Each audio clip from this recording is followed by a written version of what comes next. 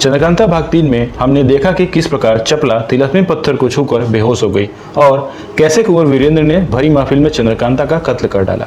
अब आगे कुंवर वीरेंद्र खून भरी तलवार लिए खड़े ही थे कि तेज सिंह और देवी सिंह धम्म से सामने आ गए। तेज सिंह ने शिवदत्त के गले में कमंड डालकर झटका दिया तो शिवदत्त तुरंत ही बेहोश होकर गिर पड़ा। देवी सिंह ने झट उसका गट्ठर बनाया और कंधे पर लाद कर तीनों लोग वहां से चलते बने। भागते भागते चंद्रकांता की मौत की बात सोचकर कुंवर बेहोश होकर गिर पड़े। तभी पेड़ के ऊपर से ज्योतिषी जगन्नाथ नीचे उतर आए। बटवे से एक दवाई निकालकर कुंवर को सुंघाई और कुंवर होश में आ गए। ज्योतिषी ने कहा, मैंने शिवदत्त के कुकर्मों से तंग आकर उसका साथ छोड़ दिया है और आज से आपके लिए काम करूंगा। कुंवर ने खुशी खुशी उन्हें अपनी वफादारी की शपथ दिलाई। तब जगन्नाथ ज्योतिषी ने पूछा, आप लोगों को चंद्रकांता और चपला की झूठी लाशों का राज कैसे पता चला? तेज सिंह ने बतलाया, यह सारा कारनामा इन देवी सिंह का है। ये लाल रंग के आदमी का भेष बनाकर ऐन वक्त पर आ धमके और चंद्रकांता और चपला की झूठी लाशों का राज खोला। जगन्नाथ ज्योतिषी ने कुंवर से कहा, आपने जिसे मारा है वह चंद्रकांता नहीं बल्कि कोई और थी। असल में शिवदत्त ने चंद्रकांता के प्यार को आपके दिल से निकालने के लिए अपने अयार भगवान दत्त और घसीटा सिंह को चंद्रकांता और चपला बनाकर ये सारा स्वांग रचा था, पर उनकी उम्मीद के उलट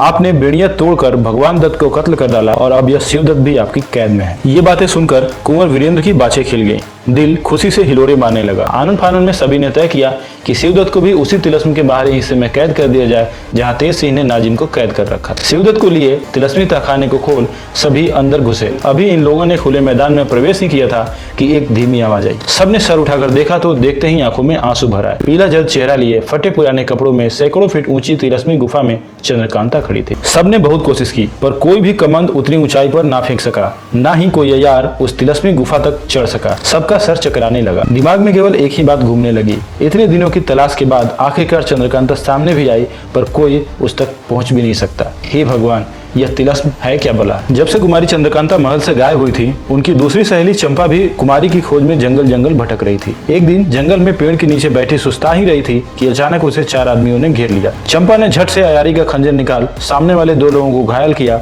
और तेजी से भाग निकली। कुछ आगे जाकर एक पत्थर से ठोकर लगी और गिरकर बेहोश हो गई। आंख खुली तो खुद को बेड़ियों में जकड़े एक बड़े से तंबू में पाया, जिसमें पहले से ही 50 और औरतें कैद थी। शाम में सैनिक खाना ले आए, जिसे चंपा को छोड़कर बाकी सभी औरतों ने खाया, पर एक और खूबसूरत सी औरत ने नहीं खाया। रात होने पर चंपा ने उस औरत से पूछा, आप कौन हैं और इन औरत खरीदने बेचने वालों के हाथ कैसे लग गए? औरत ने कहा, मेरा नाम कलावती है, मैं चुनार की महारानी हूँ। रात अपने महल में सोई थी, पर अगले ही दिन आंख खुली तो खुद को एक गुफा में कैद पाया, पर वहाँ ये लोग आ धमके और इन औरतों के साथ कैद कर लिया। अगले दिन सिपाही एक और खूबसूरत औरत को पकड़ लाए। उसे देखते ही चंपा को कुछ शक हुआ, पर वह चुप रह गई। अगले दिन भी सिपाही जब एक और औरत को लेकर पहुंचे, चंपा ने उसे बारीक निगाहों से देखा और अयारी की गुप्त भाषा में कहा, मी सगमता, अर्थात मैं पहचान गई। उस नई आई औरत ने कहा, चपकला छठ में, अर्थात चुप रहो वरना जान से जाओगी। रात बहुत बीत गई। सभी सैनिक और औरतें सो गईं, पर दोनों नई आई औरतें चंपा और महारानी कलावती जग रही थी। चंपा ने कहा, नौसे पारो फेस्तो,